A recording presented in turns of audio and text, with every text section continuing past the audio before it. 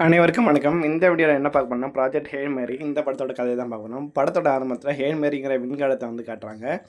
அந்த விண்கலத்தில் 2 ஆண்டுகளுக்கு பிறகு வந்து கிரேஸுங்கிற மனிதன் வந்து திடீர்னு வந்து கண்ணு முழிச்சு பார்க்குறான். அவன் ரொம்ப காலமே வந்து கோமாவில் இருந்தவன். அவன் வந்து விண்கலத்தை அந்த ஏஐ வந்து சிஸ்டர் மேரி கிரேஸ்கிட்ட வந்து பேச ஆரம்பிக்குது. ஆனால் தான் எப்படி அங்கே வந்தோம் என்பது தெரியாமல் வந்து கிரேஸ் வந்து மிகுந்த குழப்பத்தை வந்து இருந்தான். விண்கலத்துக்கு வெளியே வந்து பார்த்தப்போ வந்து அவனை போலவே வந்து அவனை மற்ற 2 நண்பர்கள் பயணத்துக்கு இடையிலே வந்து இறந்து விட்டதை வந்து உணர்ந்தான். கோமாவில் இருந்ததுனால கிரேஸோட நினைவற்றம் வந்து மங்கி போயிருந்தது.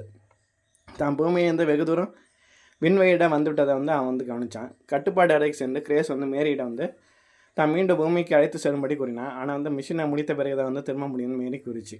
தான் பூமியை விட்டு கிளம்பி 2 ஆண்டுகள் ஆகிவிட்டதை வந்து கிரேஸ் வந்து கண்டுபிடிச்சான். மெல்ல மெல்ல அவனுக்கு பழைய நினைவுலாம் வருது. பல ஆண்டுகளுக்கு முன்பு அவன் ஒரு ஆசிரியராக பணியாற்றி குழந்தைகளுக்கு வந்து மாலிகுலர் பயாலஜி பாடம் நடத்திட்டு இருந்தான். அப்போது ஒரு மாணவி நிஜமாகவே சூரியன் அழிய போகுதான்னு வந்து கேட்டால் கிரேஸ் அவங்களுக்கு வந்து சூரியன் கதிர்கள் எல்லா கிரகங்களுக்கும் செல்லுது. வீனஸ் கிரகத்திலிருந்து சூரிய அலைகளால் ஒரு வழி உருவானுச்சு. அந்த வழியாக வந்து மைக்ரோ ஆர்கனிசம் வந்து சூரியனுக்கு செல்ல தொடங்கிச்சு. அதற்கு அவங்க வந்து பெட்ரோவா லைன்ஸ்ன்னு பேரிச்சாங்க. அந்த உயிரினத்தால் சூரியனோட வெப்பம் வந்து குறைய தொடங்கிச்சு.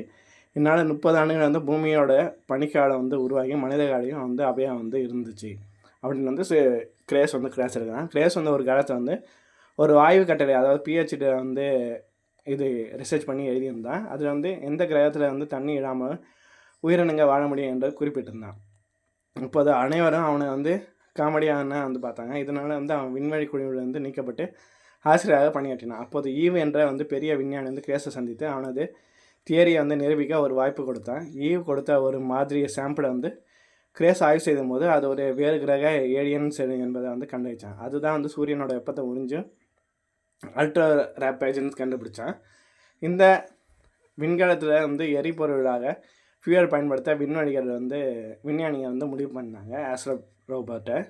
இதன் மூலம் வந்து விண்கலம் வந்து மிக வேகமாக செல்ல முடியும். இந்த மிஷனுக்கு வந்து ப்ராஜெக்ட் ஹேல் மேரின்னு வந்து பெயரிட்டாங்க. பிரபஞ்சத்தில் எல்லா கிரகங்களுக்கும் அல்ட்ரா ரேப்பேஜ் அழியும் நிலையில் வந்து டாவ் சிட்டி என்ற நட்சத்திரம் மட்டும் பாதுகாப்பாக வந்து இருந்தது. அதற்கான காரணத்தை கண்டறிய தான் இந்த பயணம் வந்து போகுது. ஏன்னா அவங்களிடம் திரும்பி வருவங்க போதுமான எரிபொருள் வந்து இருக்காது. எனவே கண்டுபிடிக்கிறத ஒரு சிறிய விண்கலத்தின் மூலம் வந்து பூமிக்கு அனுப்பிட்டு விஞ்ஞானியை வந்து தன் உயிரை வந்து அங்கேயே வந்து தியாகம் செய்யணும். தற்போது கிரேஸ் தனது இறந்த நண்பர்களுக்கு அஞ்சலி செலுத்திவிட்டு விண்வெளியில் தனியாக பயணம் செஞ்சுருந்தான்.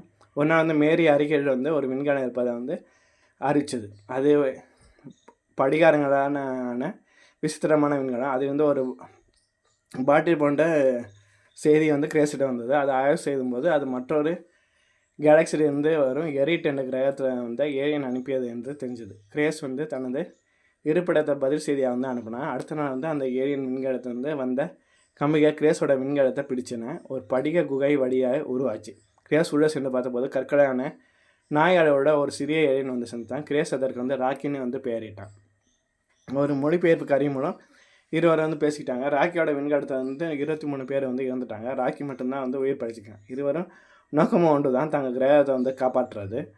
அங்கே டாவ் சிட்டி கிரகத்தை அடைஞ்சு அங்குள்ள ஆஸ்ட்ரோபோஜை அழிக்கும் பாக்டீரியாவை வந்து கண்டறிச்சாங்க. அதுக்கு ப்ரிடேட்டர்னு பெயரிச்சாங்க. மிஷின் முடிஞ்சது வந்து கிரேஸிட வந்து பூமிக்கு திரும்ப சில எரிபொருள் வந்து இல்லை தெரிஞ்சது வந்து ராக்கி தனது விண்கலத்திலிருந்த எரிபொருளை வந்து கிரேஸுக்கு தர முன் வந்தான். இதனால் ராக்கி தனது கிரகத்துக்கு செல்ல கூடுதலாக 6 ஆண்டுகள் ஆகும். கிரேஸ் வந்து நெகிழ்ந்து போனான். ஆனால் பழைய நினைவுகள் திரும்பிய போது கிரேஸ் ஒரு அதிர்ச்சியான உண்மையை வந்து கண்டுபிடிச்சான். அவன் தானே இந்த மிஷனுக்கு வரல, ஈவ் வந்து அவனை வலுக்கட்டாயமாக மயக்கமடைய செஞ்சு வந்து அனுப்பிச்சி வச்சிருக்கிறத வந்து கண்டுபிடிச்சான். பூமிக்கு திரும்ப வழியில் வந்து தனது விண்கலத்தில் இருந்த புரோட்டியோட்டிக் ராக்கியோட விண்கலத்திலையும் ஆபத்தை ஏற்படுத்தணும் என்பதை வந்து கிரேஸ் வந்து உணர்ந்தான். ராக்கியை காப்பாற்ற சென்றால் அவன் வந்து பூமிக்கு வந்து திரும்ப முடியாது. கிரேஸ் வந்து ஒரு கடினமான முடிவை வந்து எடுத்தான். அதாவது தன்னோட ஆய்வு மாறிய எல்லாத்தையும் வந்து ஒரு சிறிய விண்கலத்தை வச்சு பூமிக்கு வந்து அனுப்பினான். ராக்கியை வந்து காப்பாற்றி வந்து எரிகிரகத்தை வந்து நோக்கி போனான். 22 ஆண்டுகளுக்கு அப்புறம் வந்து பூமியில் வந்து வயதான வந்து கிரேஸ் அனுப்பிய தகவலை வந்து பெறாரு. அதன் உதவியோட வந்து சூரியன் மீண்டும் வெப்பமடையை வந்து தொடர்ந்து பூமி வந்து காப்பாற்றப்படுது. கிரேஸ் இப்போது வந்து எரிட்டோட கிரகத்தை வந்து வசிக்கிறான். ராக்கி வந்து அவனுக்கு பூமியை போன்ற ஒரு சூழலை வந்து உருவாக்கியிருக்கான். படம் முழுவடையும் போது கிரேஸ் அங்குள்ள ஏலியன் குழந்தைகளுக்கு ஆசிரியராக பாடம் நடத்திட்டு இருக்கான். இந்த கதை பிடிச்சிருந்தா எப்படி இருக்குன்னு சொல்லி கமெண்ட் பண்ணுங்கள். மறக்காமல் இந்த வீடியோ வந்து உங்கள் ஃப்ரெண்ட்ஸுக்கு வந்து ஷேர் பண்ணுங்கள். நன்றி.